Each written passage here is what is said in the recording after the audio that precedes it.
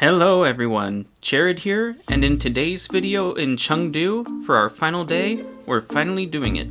We're going to see the pandas. So early in the morning, we got in a taxi and took it right over to the panda research base. Last day in Chengdu, and we are in line at the panda research base. It's a little insane what we've had to go through for the traffic and lines to get here. I definitely don't recommend coming here in the summer. Just look at how packed it is. Last time I was here, there were absolutely no crowds whatsoever. But this time, there's not even a little gap between one person to the next. This made me a little worried about what would be going on later. We just made it into the Panda Research Center, and unlike last time when I came, it is much more crowded. There is a much bigger crowd. And we're just going to go ahead and walk around and see what's different. So one of the first things that I quickly realized was different when looking at the map is that the park is now more than double the size it used to be. And they've relocated where all the pandas are. So we started walking off on one of the new paths, off towards where we expected the first panda exhibit to be. And we learned very quickly that it was going to be a lot of walking, particularly uphill. But at least as we walked further away, it was getting quieter as the crowd started to shrink. It's amazing how quiet it gets when you step away from the entrance. All of a sudden, even though there's still quite a few people, because you're out in nature, it gets much quieter around the panda exhibits. So that's nice. And then, our time for the uphill climb began. So one of the major differences between last time and this time is how much they've expanded, including going uphill. There's a lot of uphill walking that you've got to do now. If you can get a vehicle to help you ride around, that might be better. But this is quite a bit of walking. Maybe this clip of the steps will help you get an idea of how uphill this is. And it just keeps going on and on and on. I suppose a good thing about the climb up is at least they have benches for you to sit on if you need a break.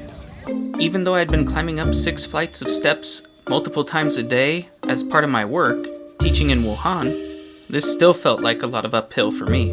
And as we climbed, we walked past several buildings that were apparently under construction, such as the Panda Cafe and also the Giant Panda Kitchen, where I was a little hopeful I'd be able to get some meal, but unfortunately it wasn't ready yet. However, once we finally got to the top, we were able to see that there are some kind of golf carts that will carry people around, but we couldn't tell where they were picking people up. One of the neat things about this area at the top was we were able to see where they load the bamboo off to go take to the pandas for feeding, and then also see one of the exhibits that was currently under reconstruction. I guess that in the meantime they moved the pandas to somewhere else. But only a few steps after that, we were finally able to see our first panda come into view. And clearly because it was staying in the back, it was clearly looking forward to its upcoming meal. And unfortunately for us, most of the pandas in the area seemed to just want to stay in back. But there was at least one exception to this, which was this guy, sitting in front and still having his meal of bamboo. But it was a little hard to get close to see him, because as you can see here, there were lots of people surrounding him and his pen. Well, there we go. We got a few pandas in the pit number 1. Now we're gonna head off to the next area. Hopefully we get some better shots. And on the way, we finally found where people were loading onto the golf carts. We found the line for the shuttle. But you would have to climb to get here, and it appears to only be going down. Go figure. It appears that to the right we have the Red Panda Delivery House. Let's go and check that out for a moment. So after squeezing my way through the crowd, I wiggled my way over to one of the fences and started shooting all the red pandas. And what I really wasn't expecting was for one of these red pandas to go right underneath my feet. Look at that. I could have touched it if I wanted. Anyways, I kept filming for a little bit, watching as the pandas went over and bathed, having just finished playing. So unfortunately, I wasn't able to get very many shots of them doing much of anything, except cleaning themselves. But don't worry, I'll have more footage of red pandas coming up. It appears that in this direction we have the delivery house for the pandas. Let's go see some babies. There's the closed off red panda #1 enclosure. Apparently we came on the wrong day because there's a lot of construction and the second exhibit seems to be blocked off. It's starting to get crowded here again. This is a lot of people. There's a whole bunch of people standing behind me around this enclosure, but there's absolutely nothing to be seen. I'm a fan of the installed security boxes where they have to tell people to not dangle their small children over the walls. By the end of this, I'm going to have more footage of just us walking than pandas. And unfortunately, that was exactly what happened. So instead, what I had to do here for footage of pandas was show you what I took from when I came here in the past, in 2008. Because this was when I got the best footage of pandas at the Chengdu research base. It was really unfortunate how most of the areas were closed off where all the pandas are, or how crowded they were, because it made it so that it was impossible for us to get any close shots of pandas like what you're seeing here. Now, there's some more things that I want to add about the pandas at the Panda Research Base, or Panda Zoo, as I like to call it. So, one thing that has definitely changed, and it's unfortunately for the worse, is there are now a whole lot of high-rises that are going up next to the Panda Research Base, so there's a lot of construction going on all around them all the time now. When I went here in the past, it was really in the outskirts of the city, with not any other buildings nearby as far as I could tell.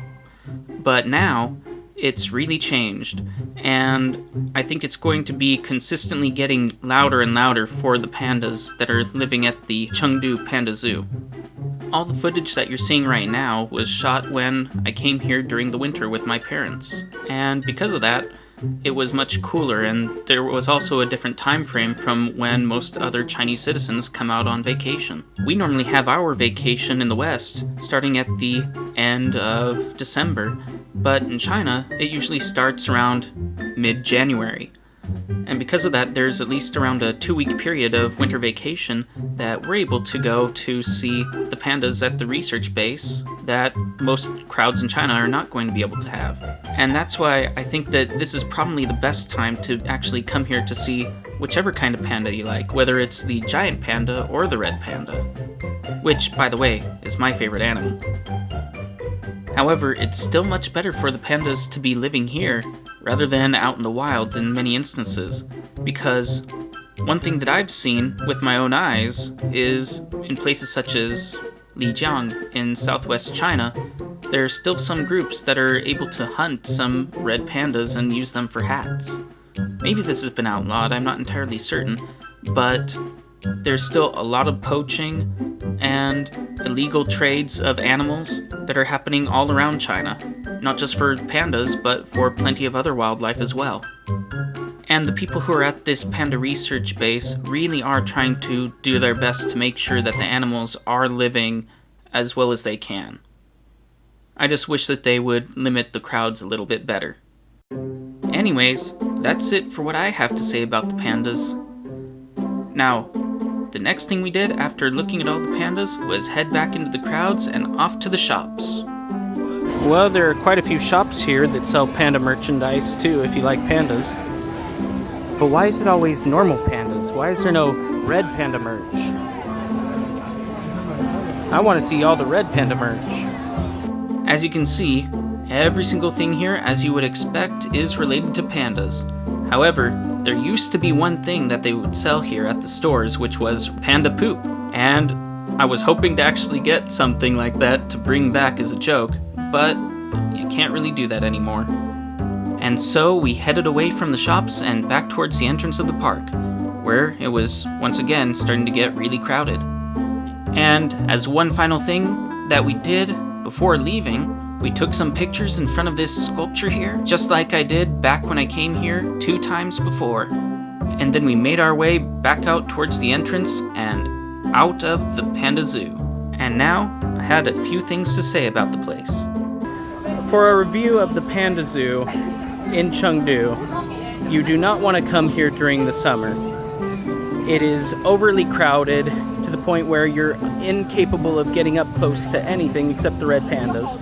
And it will take you a while to see anything, especially if you come later in the day. We got here in the morning and it's insane even trying to get into the park. Coming here would probably be a must during the winter or even during the spring when people are still in school. Don't come during any holidays. Try to avoid it on weekends if you can still, because now that the population has boomed with much higher GDP and everybody's able to have much more disposable income than in the past, they're able to just travel around and go to all these places that used to not be quite as crowded, but now they are overly crowded whenever it is a day off for people. So if you're going to come to the panda exhibit, I recommend you come during the winter. Just look at that crowd. This is how packed it is when you're trying to go in after lunchtime. I can't believe how crowded it was when we went there in the morning. Anyways, with that, we headed back to our hotel with the taxi again and walked over to our mall, right next to a restaurant by Green Tea, for our late lunch, Jiang Wenhua, which happens to be a Xinjiang food restaurant. And for those who don't know what Xinjiang is, well, this is the area in China where Middle East culture meets Chinese. And I had really worked up an appetite at this point, so I was eagerly awaiting our food. His eyes are bigger than his stomach. Or let me put it this way. His eyes are bigger than my stomach. Now, why do you think he said that, you might wonder? It's actually because I had thought I'd mistakenly ordered 16 chuan, or skewers, instead of 4 for each of us. So I thought I'd really overordered by accident, but luckily that wasn't the case. So then our first dish arrived, which was our rice pilaf, that apparently seemed to have something inside of it, which, after a little inspection, we found was a lamb hoof. I actually thought I'd gotten a vegetarian rice pilaf, but this was something that ended up being a positive surprise, along with all these meat skewers. Those were really good. Most of the time when I'm in China and I have skewers, I usually go for beef because I'm not the biggest lamb fan, but these really turned me into one. Anyways, here I go trying the food. There's black beans or raisins, and I guess something that looks like pepper of some sort.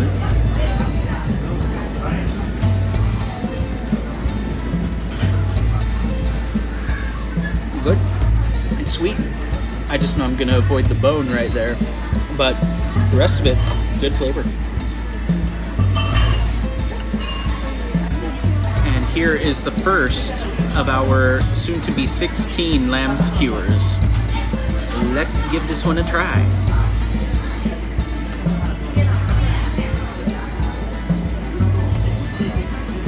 This actually might be the best lamb skewer I've ever had. So this is something I would definitely recommend for somebody if they want lamb. That is really good lamb. And then it was my turn to try some of the lamb hoof. Alright, I've never had lamb foot before. I generally don't like to eat meat that's close to the bone anyway, and we just took it off, and now I'm going to try it.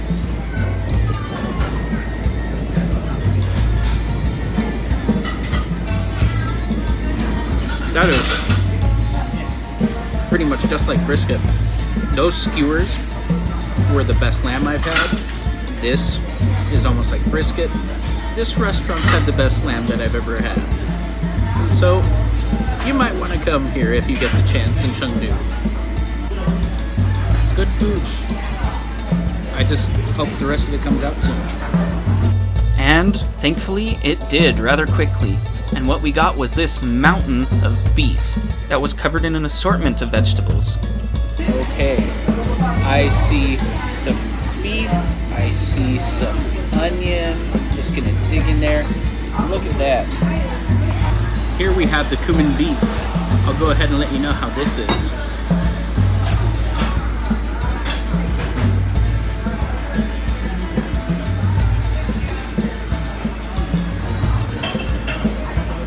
That is very good beef. Took longer to chew because it was the end piece and it was a little crispy on the outside, but that bite, I don't think I've had better beef either in China. I've been very lucky with the restaurants I've been having here in Chengdu, so I highly recommend that you come to this city if you want to try food in China. Okay, let's try this sauce. Looks like teriyaki. This is probably going to be a bit sweet.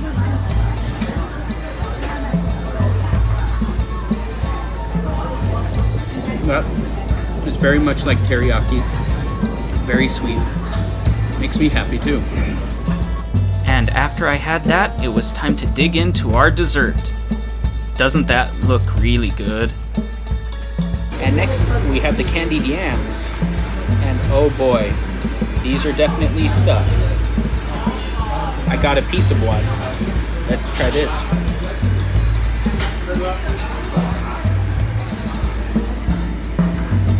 Very sweet.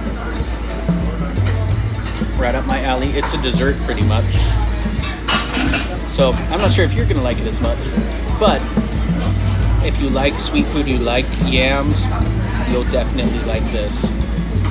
This is even better as you get towards the middle of the dish, because all the sweetness, all the flavor got stuck in the middle where everything was stuck together. So it's really good. It took a lot of meat, but as you can see, we managed to get through almost everything, and we were absolutely stuffed. There was going to be no dinner for us later that night. This is where you want to go for really good Xinjiang food. And the best part was, this happened to be right next door to the green tea restaurant. So if you're in Chengdu, you want to look for this place, for sure. So I hope you enjoyed this video, and in the next one, we're off again to another city, to Leshan, where we will go to an ebony museum, which is probably my favorite museum in China, followed by this place, which is rather iconic, the Sichuan Dafo, or Giant Buddha. So, see you then! Thank you again for watching this video. Please give it a thumbs up and subscribe to the channel if you have not already done so. Also, please share this channel with others so we can make the channel grow together as I continue to put out more videos.